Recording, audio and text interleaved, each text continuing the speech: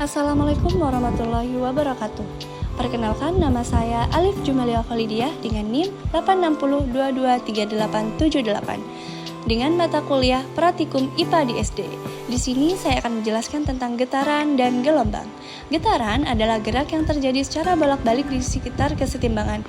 Syarat terjadinya getaran ialah benda mengalami kondisi diam apabila tidak menerima gaya gerak. Oke, ini adalah contoh getaran. Ada sebuah bandul, ketika kita menarik bandul ke arah kanan dan kemudian dia akan kembali ke kanan lagi, maka akan terjadi satu getaran. Baik, kita akan menghitung berapa kali getaran bandul ini. 1, 2, 3, 4. Nah, ada 4 getaran ya, seperti itu contohnya. Oke, kita lanjut ke jenis-jenis getaran. Jenis-jenis getaran ada 2. Ada jenis getaran bebas dan ada jenis getaran paksa. Jenis getaran bebas seperti di kiri gambarnya, dan jenis getaran bebas. Oke, kita akan membahas getaran bebas.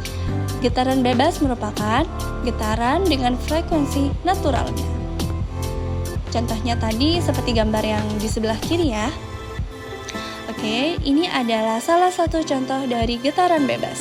Kita bisa lihat ada bola di sebelah kiri. Bola tadi memantul ke atas. Itu adalah salah satu contoh dari getaran bebas.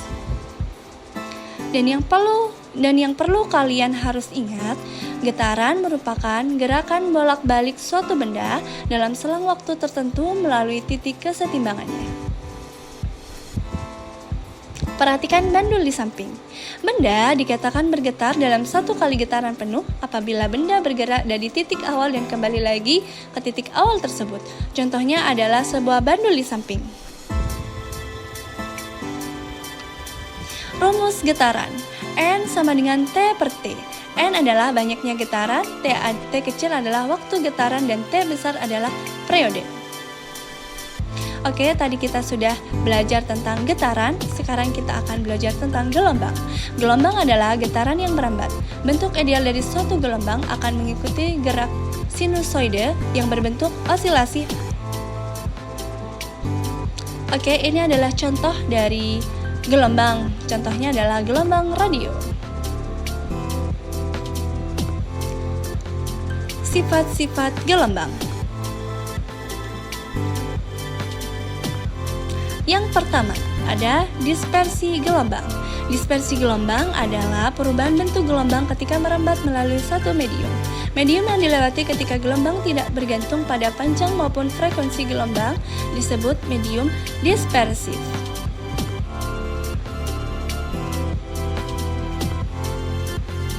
Yang kedua, pemantulan gelombang. Ketika gelombang menabrak penghalang atau berada pada ujung dari medium merambatnya.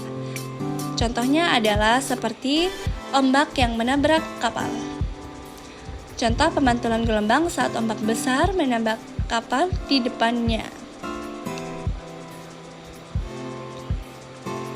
Yang ketiga adalah pembiasan gelombang. Gelombang yang melewati dua medium yang berbeda sebagian akan dipantulkan sementara sebagian lainnya akan diteruskan. Pembelokan berkas gelombang yang diteruskan dikenal dengan istilah pembiasan atau refraksi.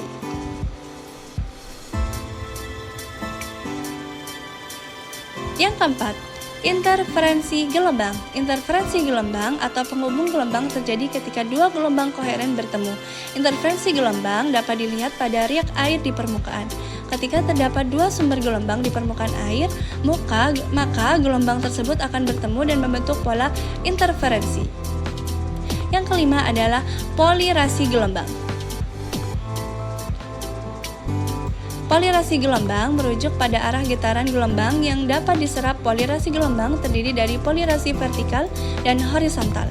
Polirasi vertikal dapat kita lihat dengan menggerakkan tali dari atas ke bawah. Sementara itu, polirasi horizontal bisa kita amati dengan menggerakkan tali ke kanan dan ke kiri. Yang keenam, efek Doppler. Jika suatu sumber gelombang dan penerimaannya bergerak relatif satu sama lain, frekuensi yang dideteksi penerima tidak sama dengan frekuensi sumber. Ketika keduanya bergerak saling mendekati, frekuensi terdeteksi akan lebih besar daripada frekuensi sumber. Oke, Hanya itu yang bisa saya jelaskan. Terima kasih dan semoga bermanfaat.